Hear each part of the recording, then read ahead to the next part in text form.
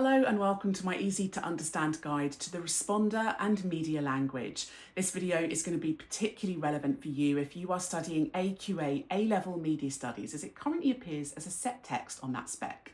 The set episode for study is Series 1, Episode 1, so that's what I'm going to focus on in this video. The genre for the episode falls quite clearly into kind of a crime genre with a focus on police procedure. This genre is really quite popular with audiences. And you can see the codes and conventions of this genre quite clearly within the set episode.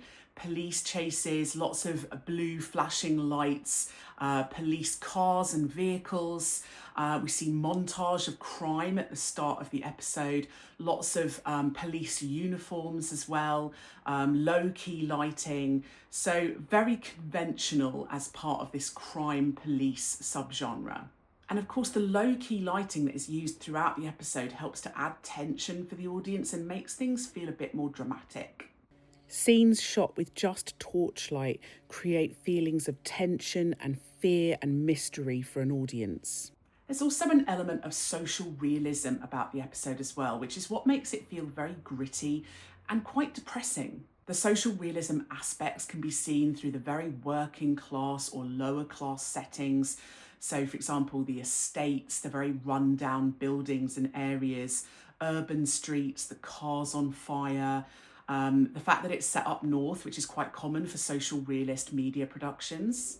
The dialogue feels quite real, almost as though it's improvised rather than scripted, and you get lots of awkward silences, and that adds to this feeling of social realism. There's some use of kind of neon colours along with this dark lighting, and that adds this kind of feeling of noir to the episode as well, which is kind of like a slightly arty subgenre.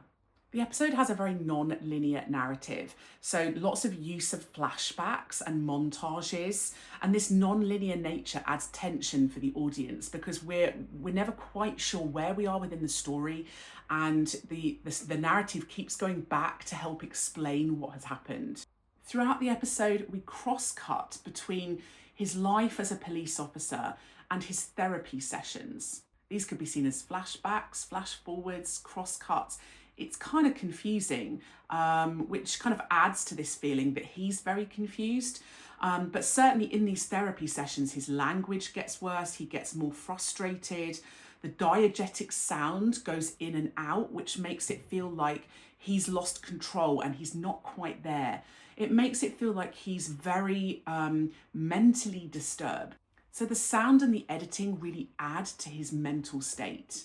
There's some circular elements to the narrative. So the people we see arguing at the beginning of the episode are seen arguing and fighting again at the end of the episode. He's been called back to the same place. It suggests that criminals don't change and that his work never ends. We also get twists in the narrative as well. So, for example, at the end, is the wife cheating? We don't really know. And this use of enigma, mysterious things that are unanswered in the episode. Will he cope? Will he continue being corrupt? What will happen to him from Carl? Is Carl going to go after him?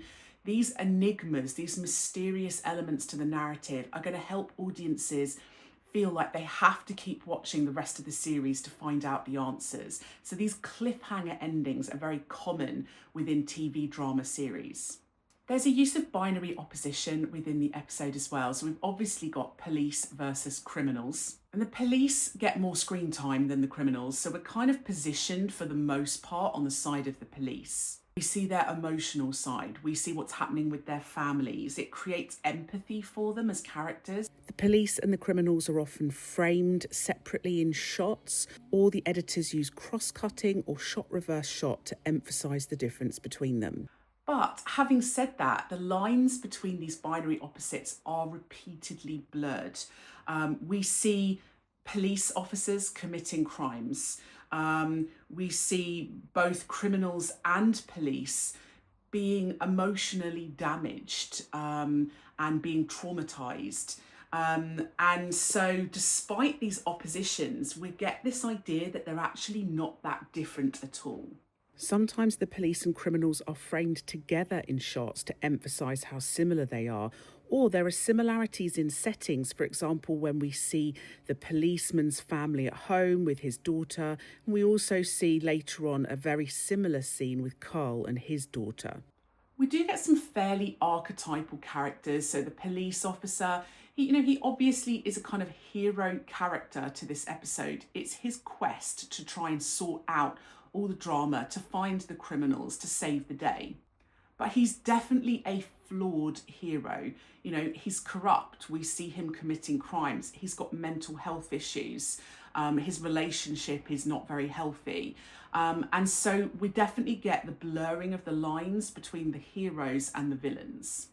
And it is fairly typical in TV crime dramas for the lead detective or the lead officer to be kind of corrupt or to be a flawed hero. We often see them having drinking problems or drug habits or being corrupt. And so this is kind of fairly, the costumes help to make it fairly obvious what to expect. Uniforms tend to give somebody a sense of status and power. Whereas with the criminals, the more casual clothing, the smudged makeup, make them seem much lower in terms of status and power than the police.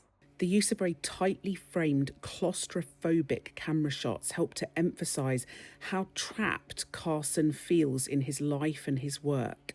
The sound and the editing is quite complex and quite interesting in this episode. There's the use of jump cuts within the episode. And lots of echoing sounds as well. When he's talking to the public, he's losing it. These jump cuts always make someone feel quite emotionally or mentally chaotic. We see it again when he's in the car. It creates the idea that mentally he's quite fractured. Close-ups on weapons help to emphasise the danger and violence of some of Carl's friends. And the framing of Carl together with his friends helps to emphasise their power and the imminent danger that Carson is in. And when these dramatic scenes happen, the camera tends to get more handheld and the cuts tend to get shorter and faster, creating more pace and tension and excitement. So that was my easy to understand guide to the media language in the responder. Don't forget to subscribe to my channel for other videos that are going to be relevant for you. And if you would like a video that I don't already have, leave a little comment below and I'll see what I can do.